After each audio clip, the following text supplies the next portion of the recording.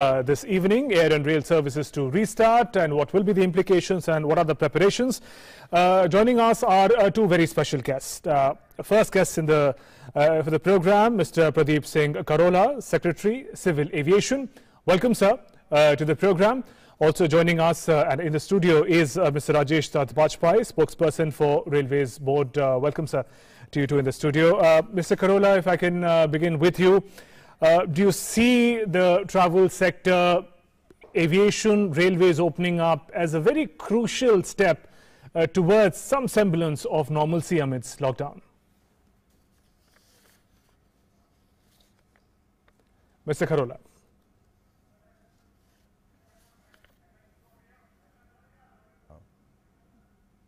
Am I audible? Yes, you're audible now, sir. Please continue. You're audible now, sir. If you could please make your point. So I was saying that indeed it's a very, very important. It's indeed a very important and a crucial step for a restoration of normal traffic and normal economic activities. As we all know that for last 2 months there was absolutely zero domestic and international aviation, and as a first step now the government has decided that aviation would be opened up in a calibrated manner, which means gradually will be starting the aviation and then ramping up the capacity.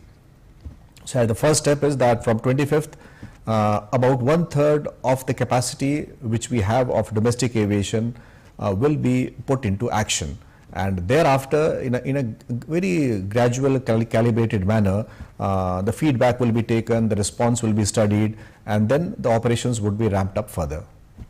Right, sir. Also, we were discussing the guidelines that have been issued for passengers. So, a lot of checks have been put in place to ensure that the health of the passenger is checked, and Arogya Setu app becomes a very crucial aspect of that.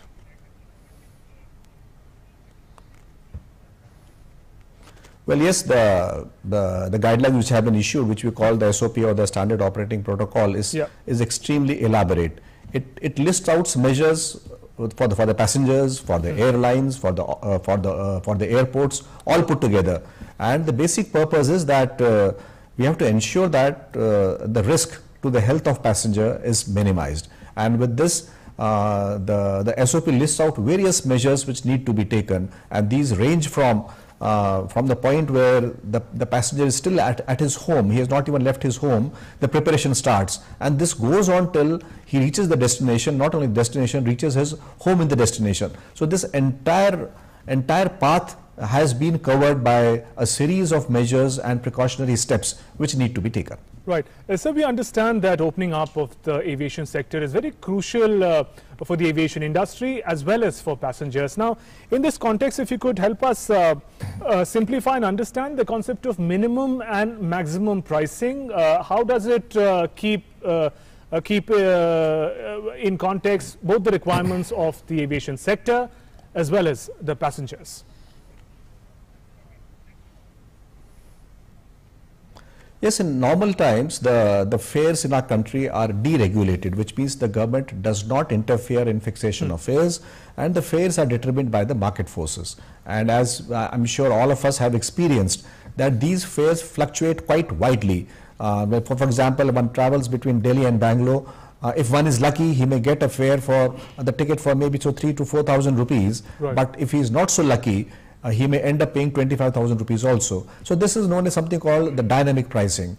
Now, in a scenario when we are opening up aviation from a lockdown, as I mentioned that we are doing in a calibrated manner. Right. On day one, we will have only 1/3 the capacity.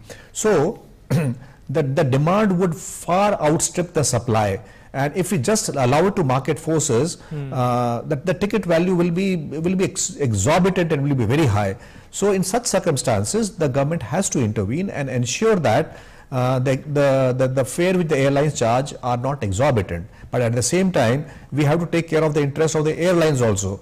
So sometimes it happens that the airlines, because of various promotional measures and all, sell tickets at a very low value. Now, we don't want a situation where non-essential travel is promoted. We want only people who essentially have to travel, do travel, and at the same time we want to ensure that the airlines don't charge exorbitant rates. So this is a balancing has been done between these two demands. I would say these two conflicting demands of protecting the airlines' interest on one side and protecting the passengers' interest on the other side. So we have introduced a concept of a fare band. Right. The fare band fixes the maxima and the minima within which the airlines have to operate, and the airlines are free to charge any fare between the maxima and the minima. So basically within the band there will be market forces prevailing, but there also we have introduced an innovation which says that once again, to safeguard the interest of the passengers, we are saying that at least 40% of the seats should be sold at less than midpoint of the upper band and the lower band. So this all these steps have been taken to reconcile the conflicting interests of the airlines as well as the passengers. Right, sir. Do continue to stay with us, sir, while we also take up the significance of starting up of rail services. Mr. Rajesh Bajpai is in the studio with our spokesperson, Railways. Now, sir, train services, as we understand, we often call it the lifeline of the country. It was quite unprecedented when it had to stop amidst a nationwide lockdown. How significant is this reopening now, the graded reopening also of the Indian Railways?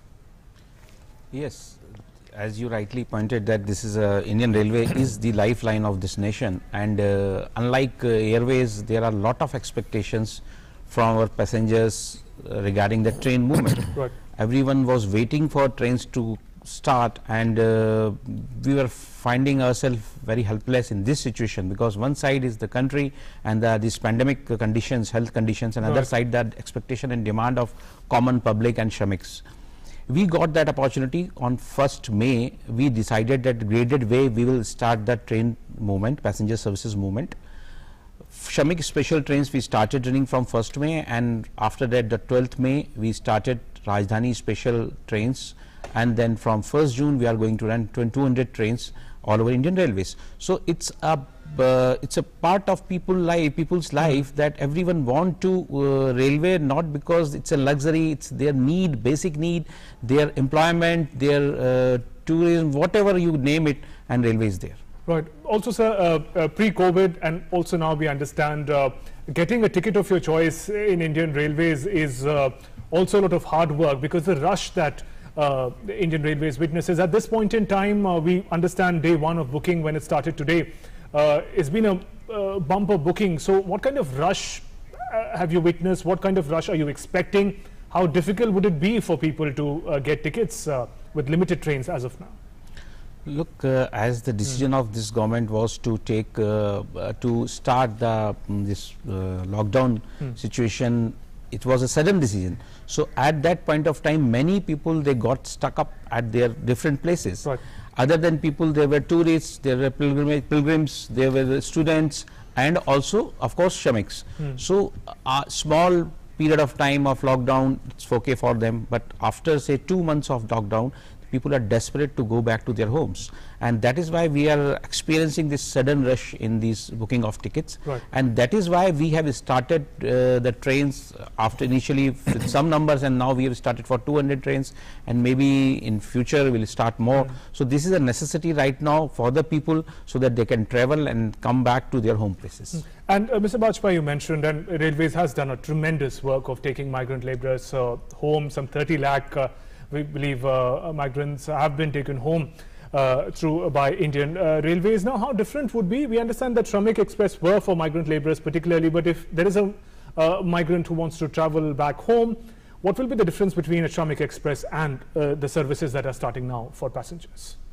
Look, these Shramik special trains were specially run for Shramiks, students, pilgrims, those who were stuck up, and state government wanted them to go back to their districts or home places. Right. So the onus lies on the state government to identify the people, register them, and bring them into the railway premise, and then we supply a train and then they move. But these trains, the Rajdhani special trains and the trains we are going to run from 1st June, these are regular trains. Number, even the name is same, only the slight change in the number. These are regular trains, anyone can book from any place, and you will be happy to know that now we have opened up, and from tomorrow we are going to open our reservation counters in a graded manner, and also the community service centers all over the India.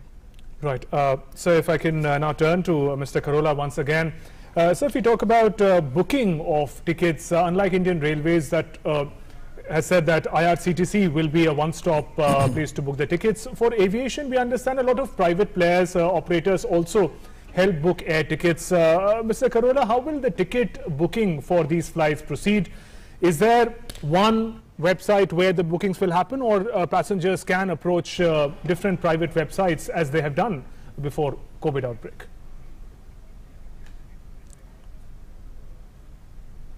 Well, booking of tickets on airlines has been fairly advanced, and it uses a very high level of information technology. Yes. And airlines have got their own websites. Airline have various mechanisms. Apart from the websites, they have even the various ticket marketing companies which do electronic sale of tickets. They have the call centers.